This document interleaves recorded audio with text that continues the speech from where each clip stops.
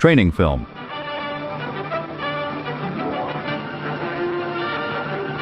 How to fly a P-47. This episode, pilot familiarization. Step back in time with our latest series of re-edited vintage videos, now featuring enhanced audio and additional detailed images that breathes new life into classic moments. Brought to you by MotoristTube.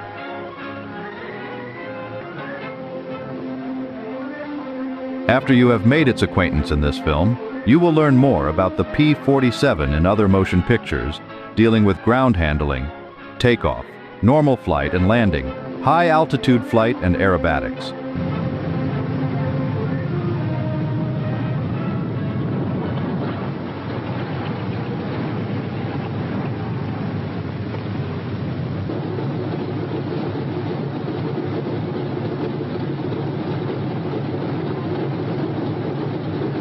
Well, now, if I'm going to help you fellows understand the P-47, the best thing for me to do is to dish out a lot of facts quickly. And this is the time to find those things out.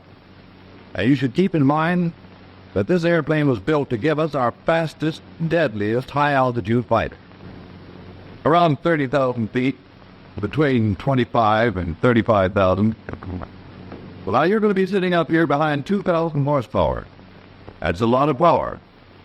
But it's the best life insurance you can have. This airplane cost about $100,000, and they say it takes 30,000 man-hours to build it. I think it deserves some respect from pilots. Now, to handle the P-47 the way the Army expects you to, you should know everything possible about it before you take off the first time. You've got real armament and speed. You're not going to have any trouble with it because it's got good flying characteristics all the way, and it's good on landings. As for weight, well, you'll hear all the boys say you're never even conscious of this plane's weight anytime you've got flying speed. Well, now, let me show you how the P-47 is put together. To begin with, this is the biggest single-engine, single-seater in service. Has a wingspan just short of 41 feet. It's a little over 35 feet long.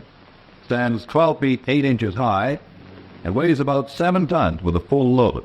The power plant is 2,000 horsepower with a turbo, and it swings a 4-bladed 12-foot 2-inch Curtiss prop. Well, let's look at this power plant. This is an 18-cylinder Pratt & Whitney radial engine.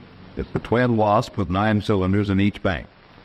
And your turbo will allow the engine to develop its full 2,000 horsepower at high altitude.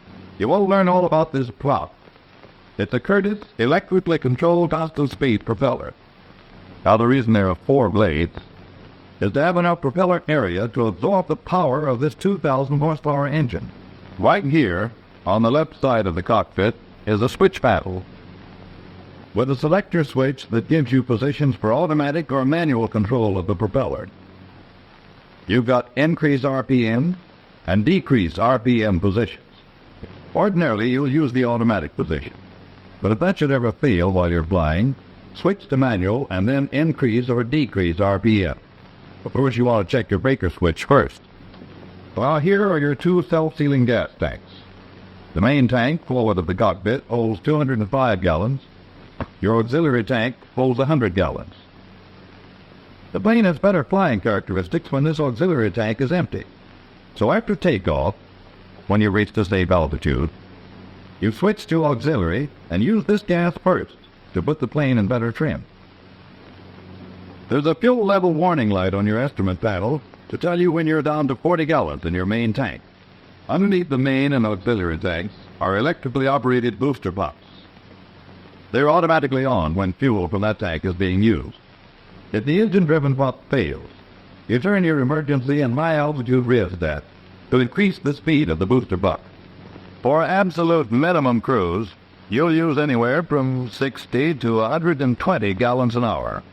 However, at full military power, you'll consume as much as 275 to 300 gallons an hour.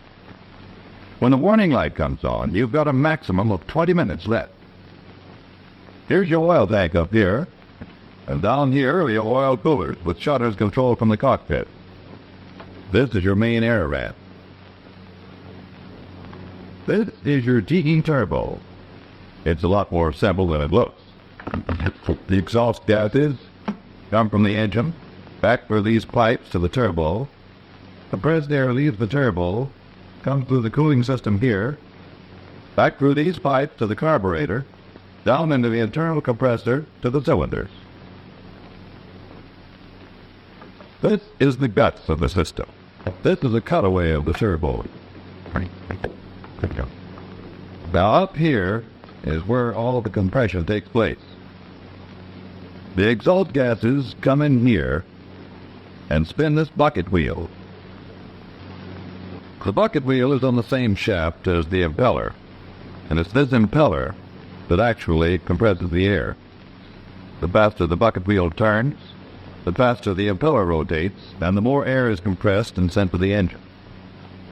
Here, just off the exhaust manifold, are waste gates. When these gates are wide open, the exhaust gas is dumped out into the air instead of being directed back to the turbo. But the higher you take your airplane, the more these gates will close, which means the exhaust gas goes back in an increasing amount and puts the turbo to work compressing air for the engine. This action is controlled by a supercharger regulator.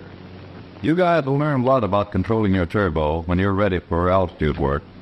The throttle and turbo on the quadrant are normally linked together.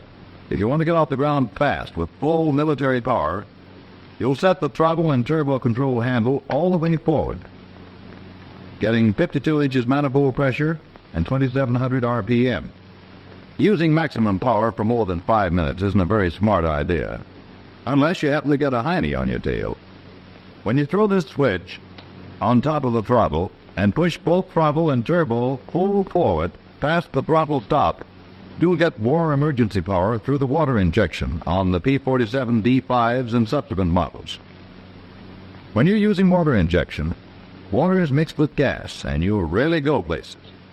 Water injection is available for only 11 minutes continuous use, and you've got to use it sparingly, just like your ammunition. You unscrew it, but brother, when you need that extra power, water injection will give it to you.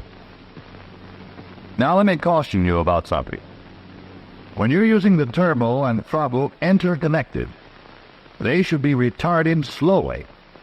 When you're using them individually, always retard the turbo first and then the throttle, making sure the turbo is never left ahead of the throttle. Your landing gear and flaps are operated hydraulically. I'll show you the controls when we get in the cockpit. As for armor, you've got steel plate in front of you about here, bullet-resisting glass, and your engine also gives you protection from the front. In back of you, you've got steel plate about here, and your fuel tanks give you secondary protection from underneath. As for firepower, you've got 8 50 caliber machine guns, 4 in each weight, with a maximum loading of 3,400 rounds. There's a trigger on the stick that fires all your guns at once. And let me tell you, they pour out plenty of hot steel. How are the guns charged, sir? Manually, on the ground. Well, I think I've told you about everything you need to know. Outside of the fact the little man said there are 105,895 rivets in this airplane, and enough aluminum to build the biggest kitchen sink in the world. These flaps are left down to keep them from getting locked on.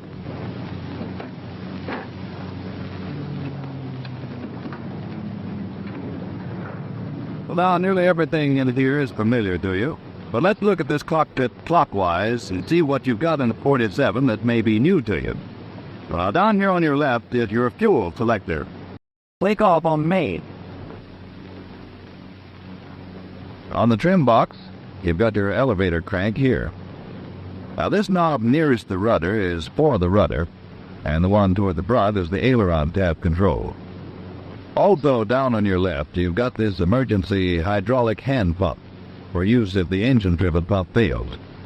And here, your gun heat control.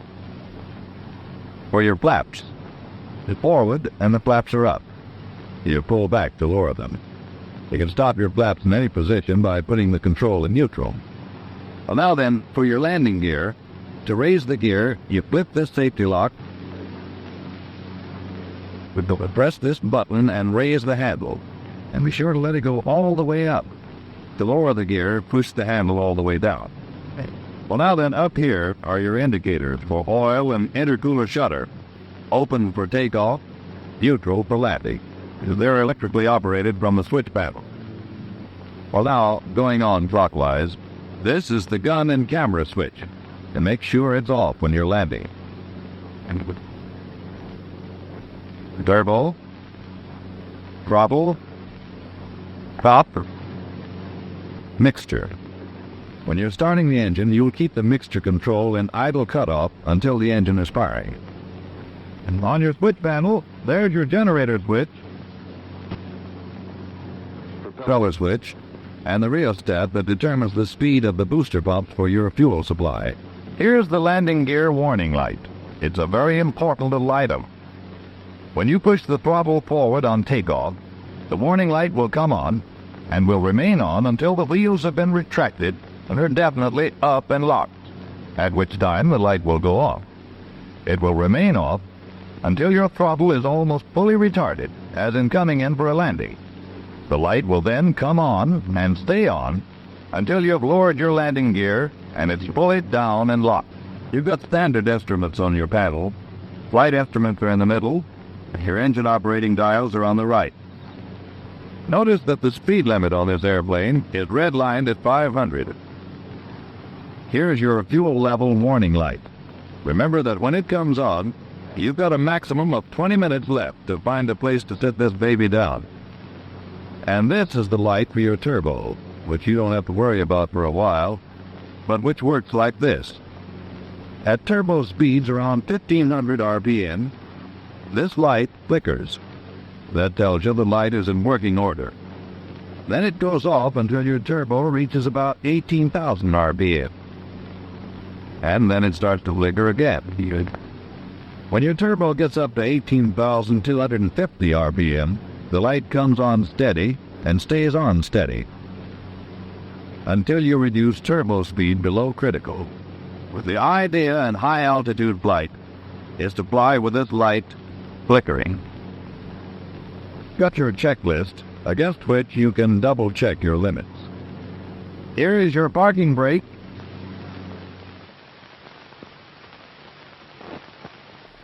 And here are your oxygen controls. Before you start going on altitude missions, the oxygen officer will give you the details on your oxygen equipment. You'll want to know how to check your oxygen equipment carefully, especially for leaks. You've got a blinker to show when you're receiving oxygen with this demand-type system. Here's a supply warning light, and there's your supply gauge. When the time comes, you'll get all the facts, so you'll always know how to use your equipment. Over here is your cowl flap control. Open for starting.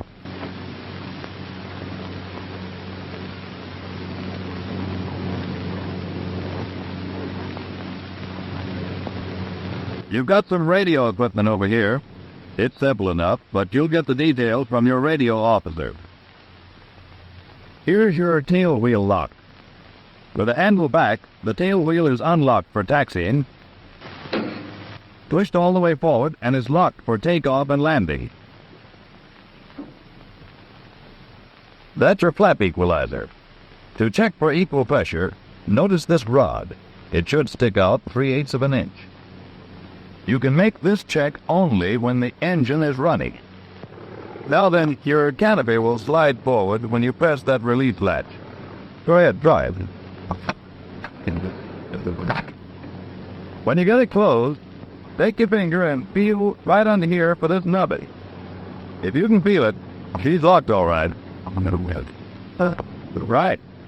If you want to get the canopy, you pull that ring and press the canopy release at the same time. And wind pressure forces the canopy back. Now then, if your canopy ever gets jammed on the ground, you've got these levers on each side. When you push them up, the glass panels fall out. These are all circuit breakers down here for mop-out views. These are your light switches. They're all labeled and you can study them. This is the ammeter. And here's the gun sight light rheostat. Well, what you've got to do now is give yourself plenty of drill in this cockpit. You want to know the importance of every instrument and exactly how and why to use each one of them. So remember, when you've got this 47 up in the air, it's too late to start thinking about what you're going to do.